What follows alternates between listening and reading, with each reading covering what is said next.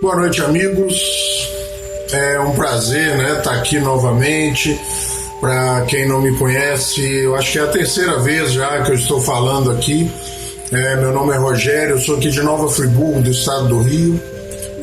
Sou frequentador da Casa Associação Espírita Bezerra de Menezes, aqui de Nova Friburgo, há 30 anos, e é um prazer estar aqui novamente, porque eu sempre comento com meus amigos, eu achei uma coisa muito interessante esse grupo, porque ele propicia às pessoas, a possibilidade de estarem aqui. Aquelas pessoas que não podem ir à casa espírita por problemas de horário, por outros problemas, acabam se associando ao grupo, e é um grupo muito legal. A gente vê as publicações, o nível de publicação, o nível do trabalho que é desenvolvido, o tipo de mensagem que vocês postam.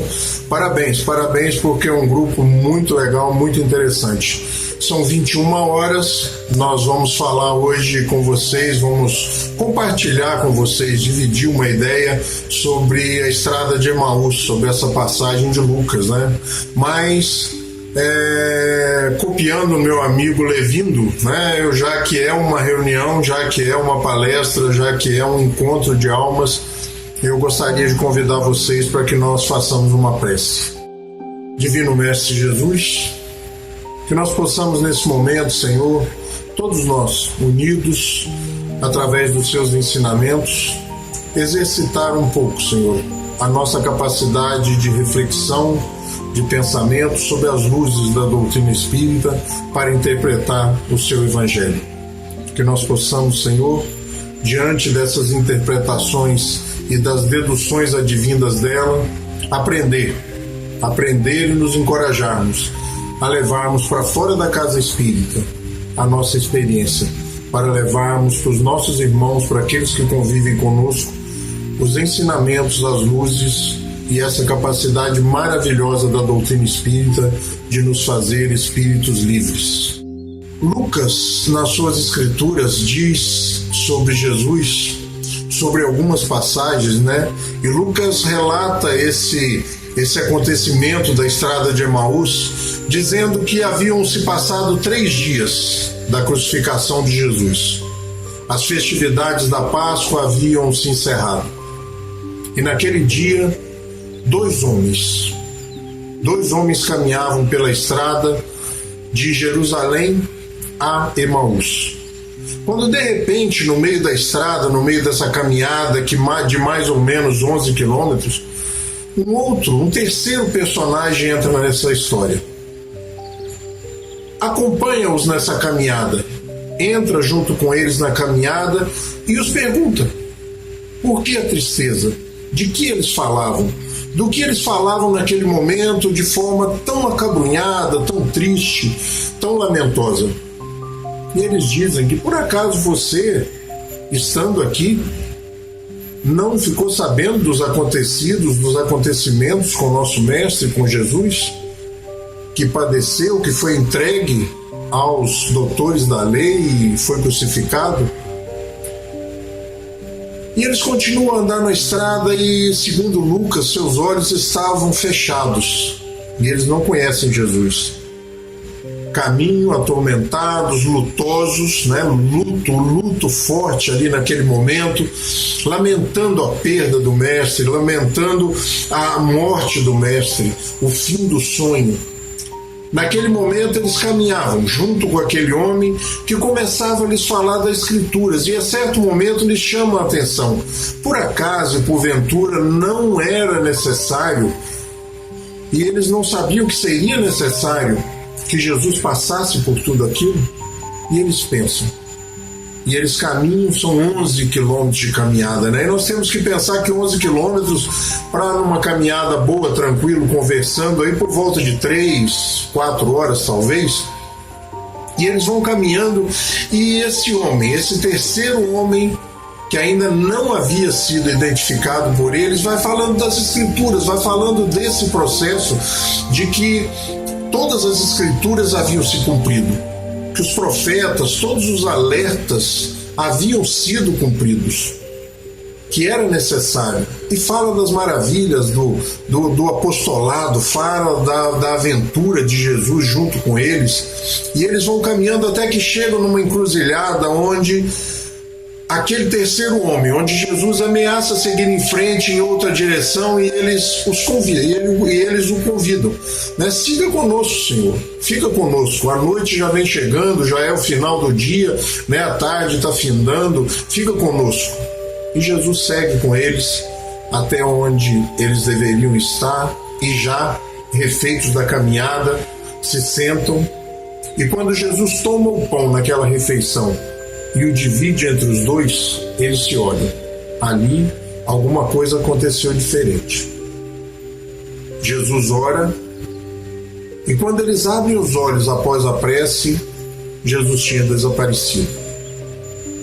E eles, naquele momento, tomam uma atitude diferente. Levanta-se e diz: ele vive.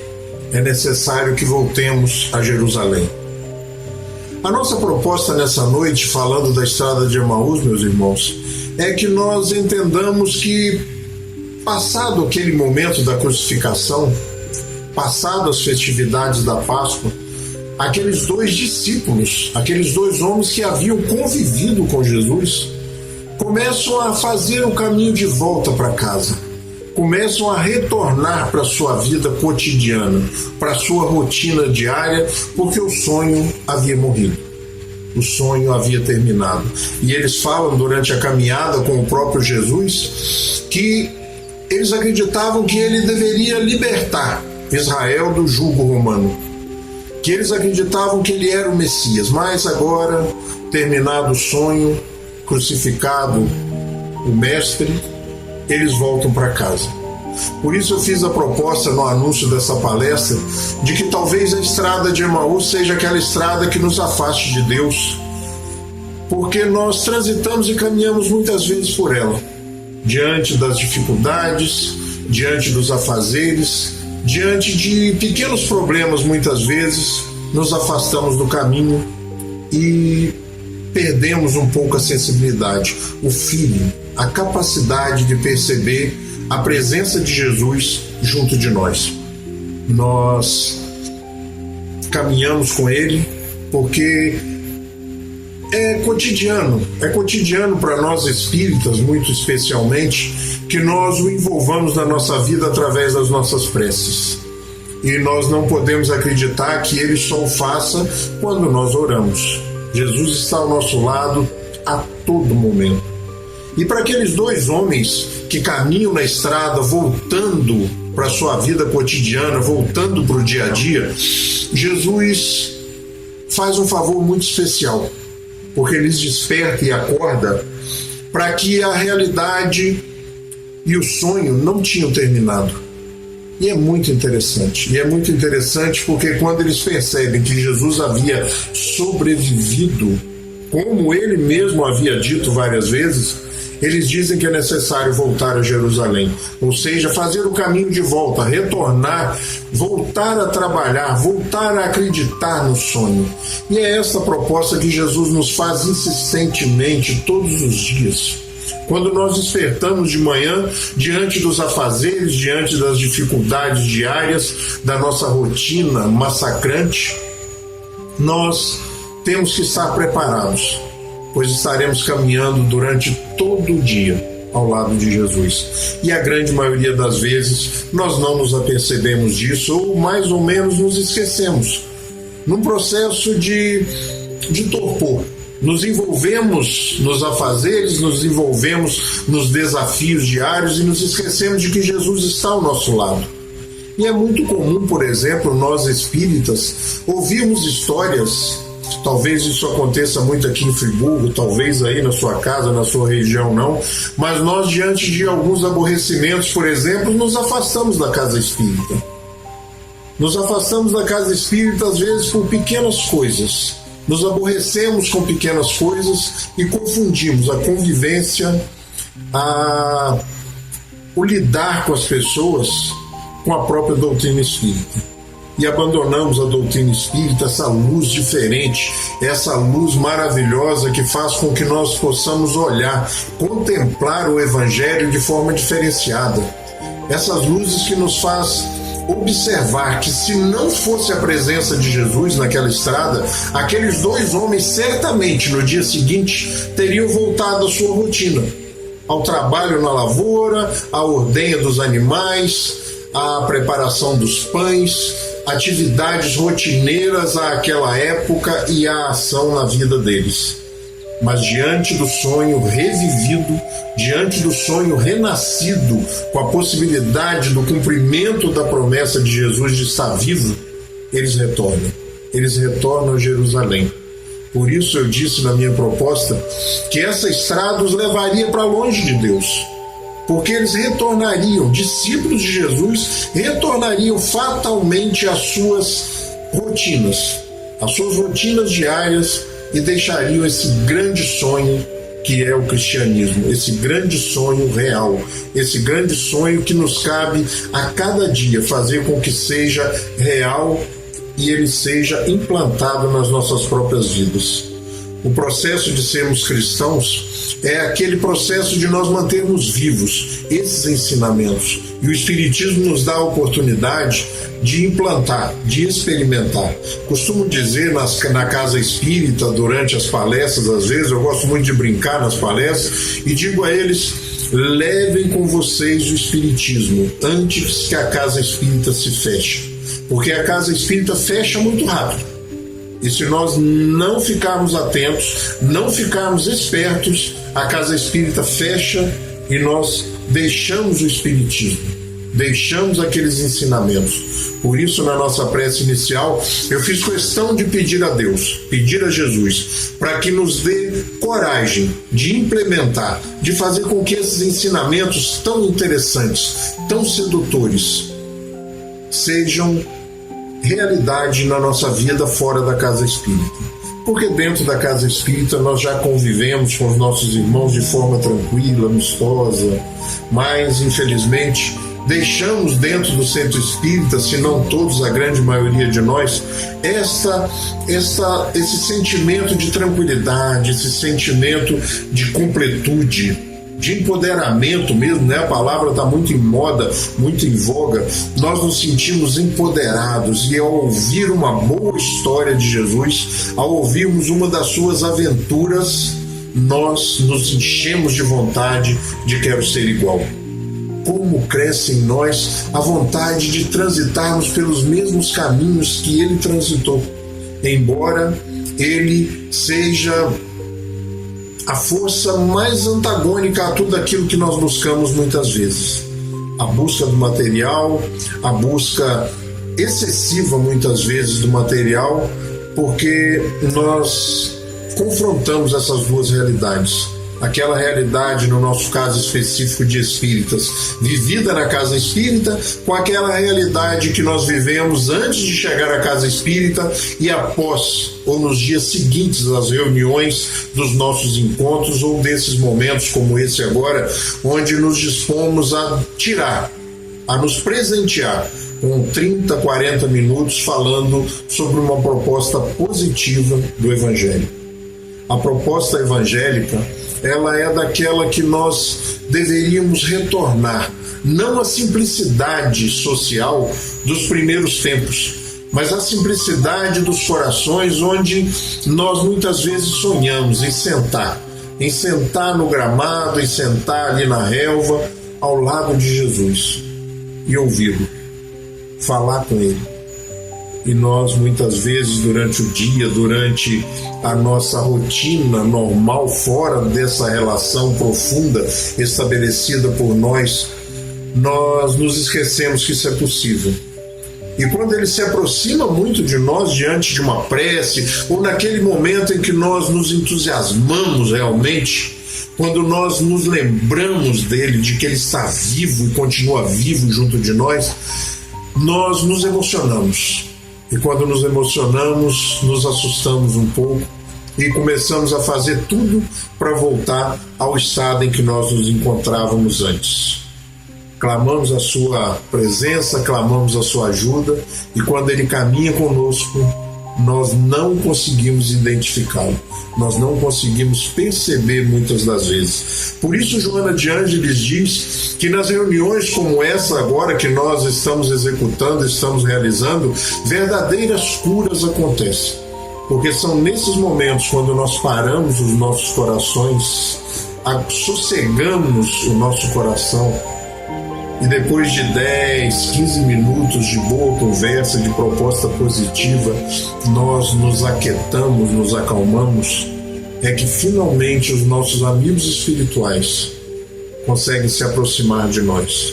Porque durante o dia, porque durante a correria, durante esse afã da realização e do cumprimento do dever, nós não permitimos que eles se aproximem de nós.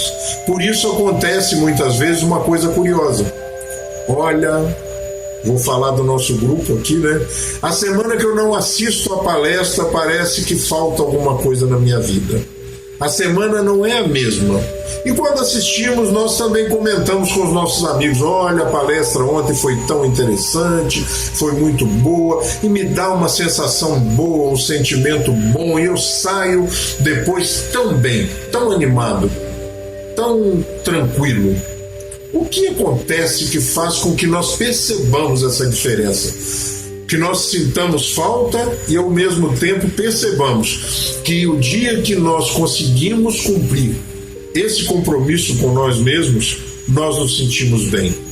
Esse é o grande papel da doutrina espírita, que traz luzes sobre o Evangelho, nos ensinando que nós podemos realizar esses momentos nos nossos lares, no nosso aconchego.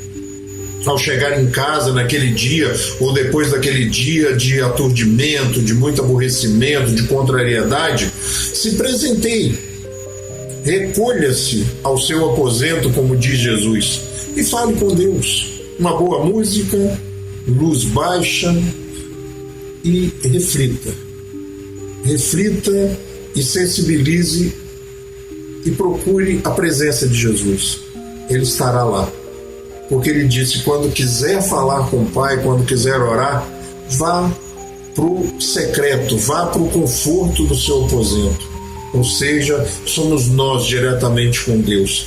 Esse foi o grande ensinamento de Jesus, de que somos todos irmãos e que não nos faz necessário os prepostos, pessoas ou pessoas que nos façam intermediação entre nós e Deus. A proposta do Deus Pai é essa, que nós possamos falar diretamente com Ele. Ninguém precisa marcar hora com o Pai. Ninguém precisa que alguém o avise que nós estamos chegando para falar com Ele. Temos a intimidade, mas ainda, depois de 2000 anos dessa proposta, ainda encontramos muita dificuldade. Ainda trazemos o ranço, né? A herança do Deus vingativo, do Deus dos exércitos, dos Deus dos povo escolhido. Ainda não conseguimos interiorizar esse processo do Deus Pai, de que somos todos irmãos realmente, de que estamos trilhando um caminho de que Jesus já trilhou, e que todas as vezes que nós nos esquecemos dele, de que nós deixarmos os seus ensinamentos para trás, ele vai vir à estrada junto de nós. Basta que nós tenhamos sensibilidade para perceber, porque ele vai fazer com que a vida nos propicie oportunidades fantásticas para nos aproximarmos novamente dele, como ele fez na estrada. Se Jesus não toma a decisão de novamente se aproximar daqueles homens, mostrando a eles que a essência dos seus ensinamentos, da vida após a morte, da sobrevivência do espírito, da possibilidade da comunicação dos espíritos, eles teriam voltado para a sua rotina. Que nós não permitamos a nós mesmos esse processo, porque é muito comum. É muito comum que nós não encontremos tempo. Esse grande gigante da alma humana, né? Nós não temos tempo. Será que nós não temos tempo realmente? Será que nós não conseguimos um tempo para nos presentear com esses momentos tão agradáveis? Esses momentos que fazem com que o nosso coração realmente bata forte e cresça em nós essa vontade, como eu disse anteriormente, de quero ser igual. Como eu gostaria de ser como ele, como eu gostaria de viver essa experiência, como eu gostaria de transitar por esses momentos com Jesus. Por que não fazer? A porta está aberta, o caminho está aí, né? Nós temos que fazer esse caminho de volta, nós temos agora que voltar, nós temos que sair de Emaús e voltar a Jerusalém, a cidade da paz.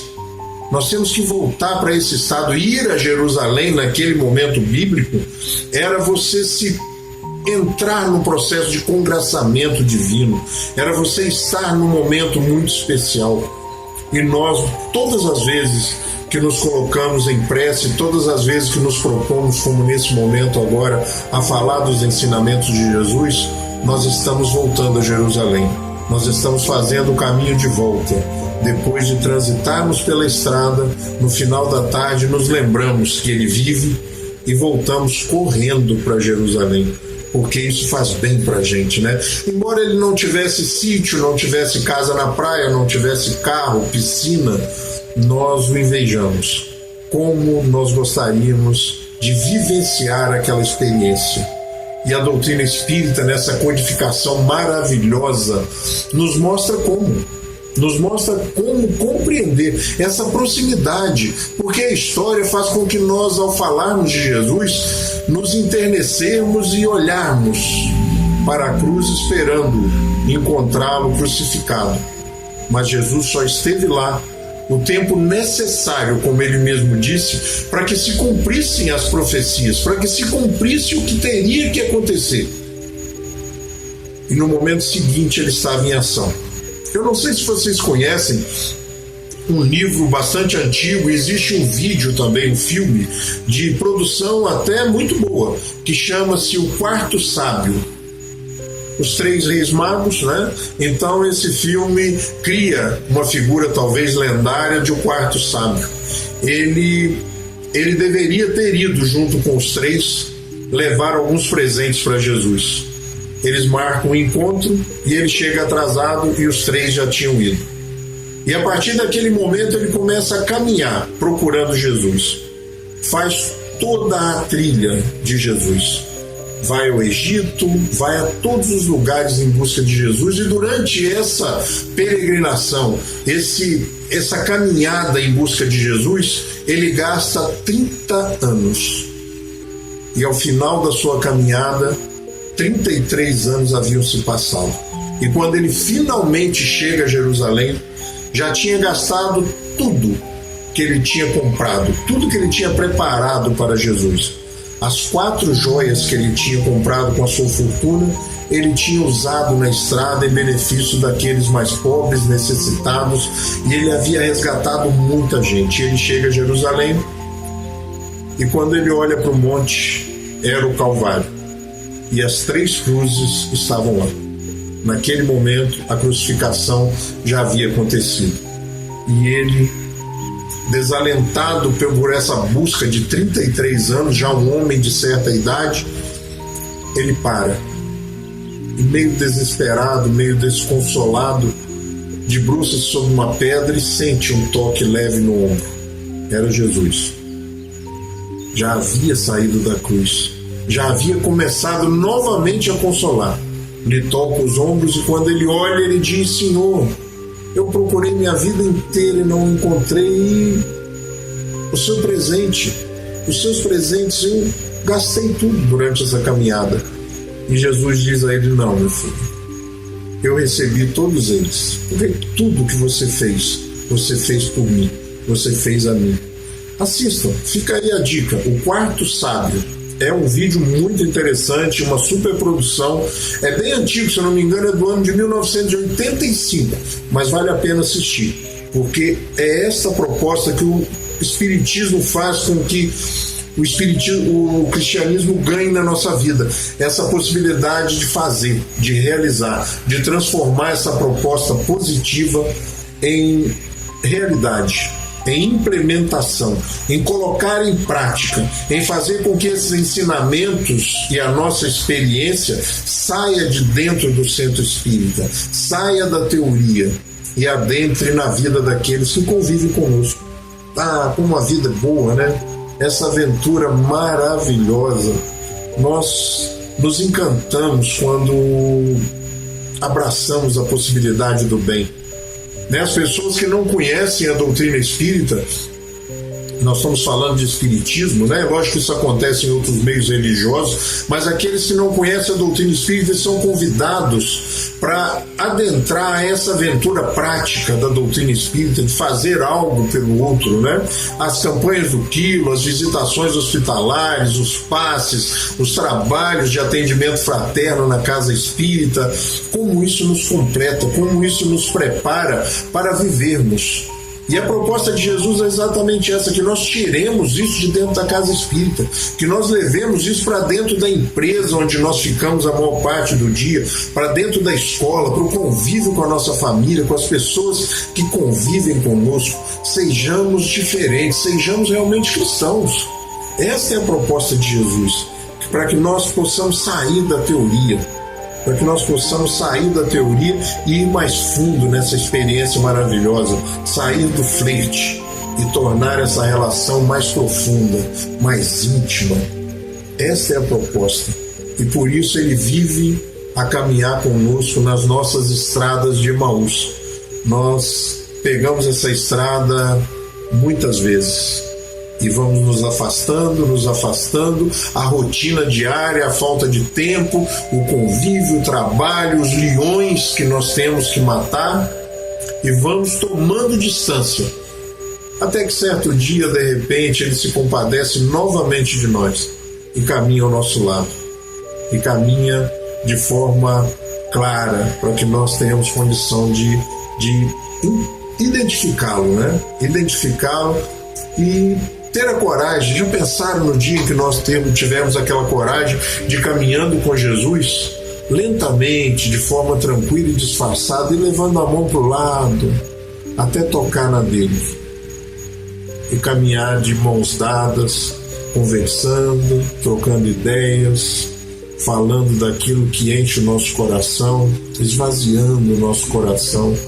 e ele nos consolando, e ele caminhando conosco, nos propiciando, nos convidando, nos conclamando a sermos os trabalhadores, os seus trabalhadores, aqueles que devemos ser os responsáveis pela implantação do reino de Deus na terra. Olha só que trabalho maravilhoso, que trabalho maravilhoso. O Espiritismo é isso, ele faz com que nós possamos sair dessa teoria do estudo, da parte teórica evangélica, tirar Jesus da historicidade, tirar Jesus da história e trazer Jesus para perto de nós, para a nossa realidade, para que nós experimentemos os seus ensinamentos, as suas propostas na nossa vida cotidiana, dentro do nosso lar, dentro do nosso ciclo de amizade, dentro do nosso trabalho, dentro das nossas relações. E vamos perceber que dá certo, que são propostas práticas, não são teorias, são propostas, são paradigmas que nós devemos experimentar, porque ser espírita é ser feliz, é você compreender que você faz parte desse plano, você faz parte desse trabalho maravilhoso. Então que nós compreendamos que essa estrada que muitas vezes nos leva para longe, através da falta de tempo, através do aborrecimento, do melindre, né? Não vou lá mais porque o Rogério falou isso, então não vou mais na casa espírita. Não, agora não quero estudar mais porque discordei de fulano. Vá aos livros. Essa obra concebida de forma grandiosa, né? O Livro dos Espíritos, o Livro dos Médiuns, o Evangelho segundo o Espiritismo, o Céu, o Inferno e a Gênese. É muito comum, eu já disse isso da outra vez que eu estive aqui, que é muito comum nós ouvirmos espíritas dizendo: olha, eu não consigo entender a Gênese. Pode fazer a segunda pergunta a ele. E as outras obras, as outras 4 obras, você leu? Mais ou menos, ou alguma coisa. Por isso não entendeu a Gênese. Essa doutrina ela foi construída num processo crescente, pedagógico, didático, onde o Livro dos Espíritos cria fatalmente bases para que nós compreendamos o Livro dos Médiuns, e esses dois vai nos sustentar e nos fazer entender o Evangelho segundo o Espiritismo, que vai criar uma necessidade de compreendermos essa relação de céu e inferno e essa questão do pecado, lendo o céu e o inferno. E compreendemos o momento da criação, compreendemos essa síntese de artigos, de propostas, de teses publicadas na Revista Espírita, que vieram da base, vieram da corpo à gênese de Kardec. E nós vamos compreender de forma tranquila, porque um livro vai sustentando o outro, um livro vai nos dando base para que nós compreendamos de forma lúcida o livro seguinte. E após ler as 5 obras básicas, após estudarmos e conhecermos as 5 obras básicas, nós estaremos prontos para ler tudo. Como o próprio Kardec, como o próprio Senhor Kardec, o próprio codificador da doutrina nos orienta, para que nós possamos ler tudo sobre o Espiritismo, tudo contra o Espiritismo, para que nós tenhamos realmente o entendimento dessa doutrina, que não é simplesmente uma religião, que traz esse aspecto diferenciado, onde nós conseguimos tirar de uma pequena passagem de Lucas, a estrada de Emaús, um grande ensinamento, uma proposta para que nós possamos trazer essa aventura desses 2 discípulos de Jesus para a nossa própria vida, para que nós possamos perceber que, se nós não nos atentarmos, nós estamos muitas vezes caminhando em direção contrária, nos distanciando desses ensinamentos. O tempo, nós é que fazemos. Nós temos tempo para tanta coisa. Uma coisa interessantíssima que eu aprendi até com um orador muito conhecido, vocês devem conhecer, o Leandro Carnal. Ele diz que, se você administrar bem as suas redes sociais, as suas relações nas redes sociais, na internet, vai sobrar tempo. Porque nós perdemos, bastante tempo com essas relações, nesses compromissos muitas vezes fictícios, e não nos sobra tempo para ler. Quando a gente fala que não tem tempo para estudar a doutrina espírita, nós devemos pensar o seguinte: bom, Kardec trabalhava, porque era um homem que não era rico, ele tinha que trabalhar para se sustentar, ele trabalhava, codificou a doutrina espírita, esses 5 livros, num trabalho monumental, recolhendo, enviando as respostas, as perguntas e recolhendo as respostas no mundo inteiro, num tempo onde não dispunha da tecnologia que nós dispomos hoje, e não se sentindo satisfeito, ele ainda publica durante 12 anos a Revista Espírita em paralelo, um exemplar por mês. Publica as 5 obras básicas, codifica a doutrina espírita e ainda publica a Revista Espírita durante 12 anos. Ou seja, muitas vezes a gente fala que não tem tempo de estudar. E essa doutrina ela é interessantíssima, porque ela só exige isso de nós: disposição para conhecê-la. Não existe os cursos, não existe os homens que podem nos ensinar isso.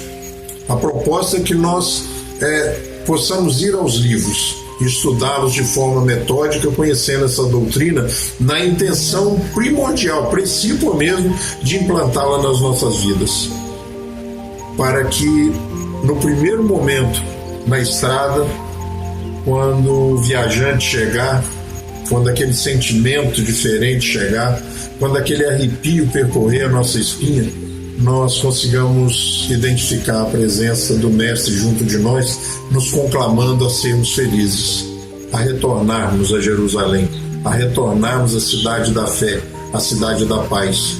Ou seja, que nós possamos, nesses pequenos momentos, na casa espírita ou aqui no nosso grupo, nós possamos utilizar esses 30, 40 minutos para pensar de forma diferenciada, porque é isso que a doutrina espírita nos propõe: pensar a proposta cristã de forma diferenciada, como eu já disse várias vezes nesse pequeno papo nosso de 30 minutos, pensar sobre novas luzes, sobre uma ótica diferente, uma ótica realmente de implementação, não de teoria, não de de ficar na superficialidade desse relacionamento, mas de nós mergulharmos fundo nessa possibilidade e termos a coragem de, levantando, dizer: é necessário que voltemos a Jerusalém ainda hoje, como aqueles dois caminhantes, como aqueles dois discípulos. Nós, como eu disse, nós colocamos isso muito na história, muito longe de nós,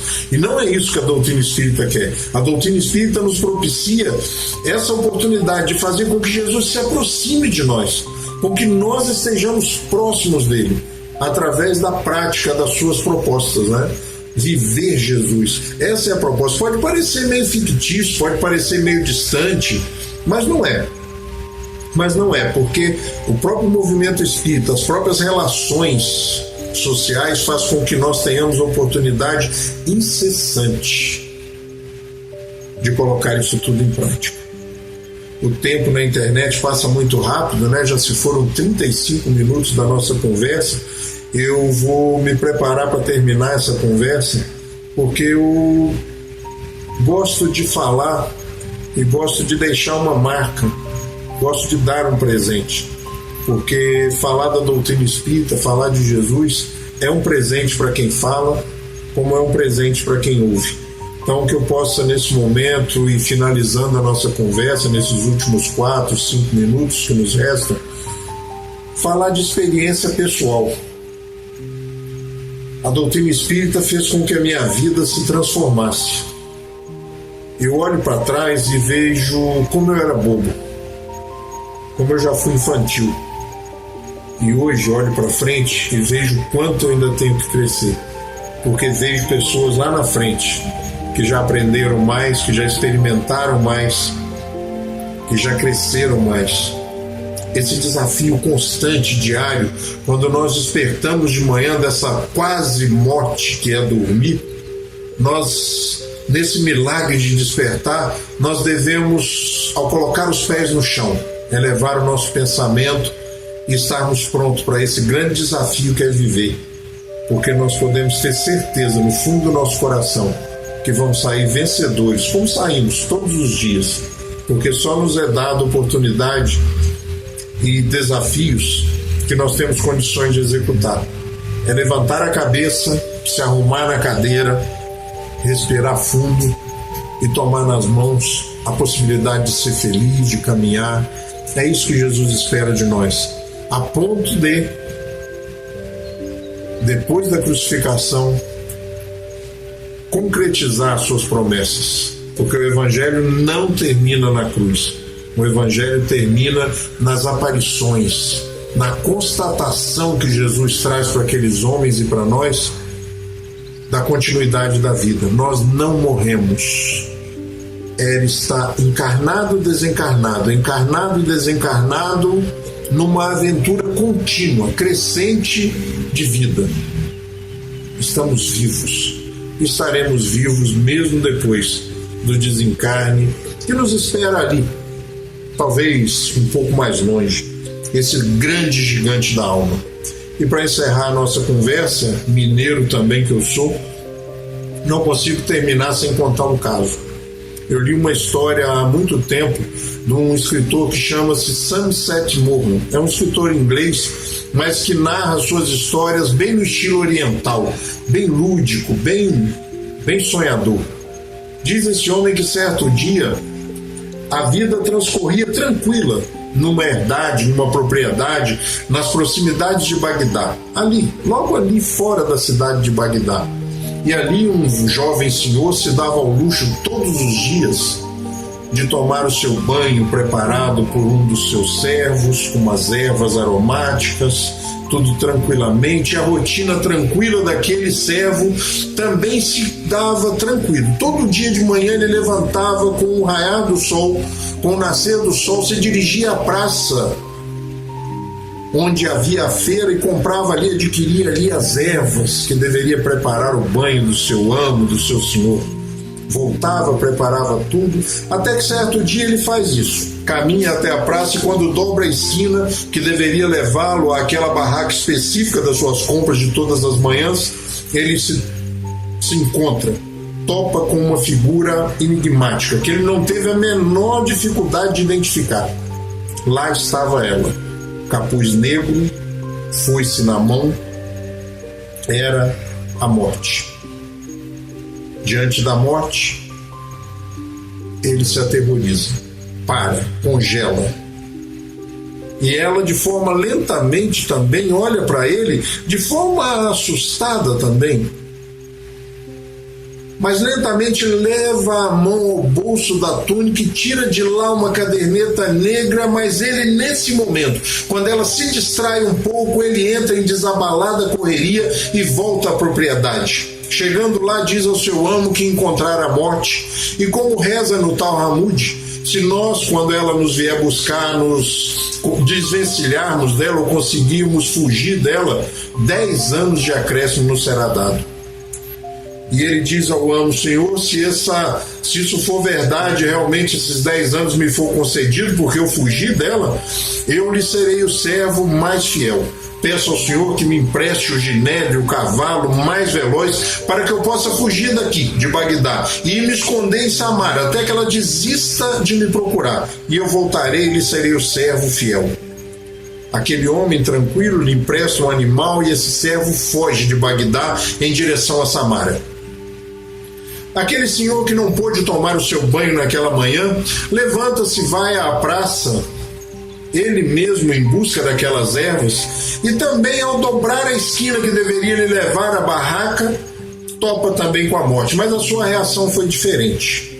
Ele a olha nos olhos e diz: mas como a senhora se atreve a interromper os meus passos pela segunda vez hoje?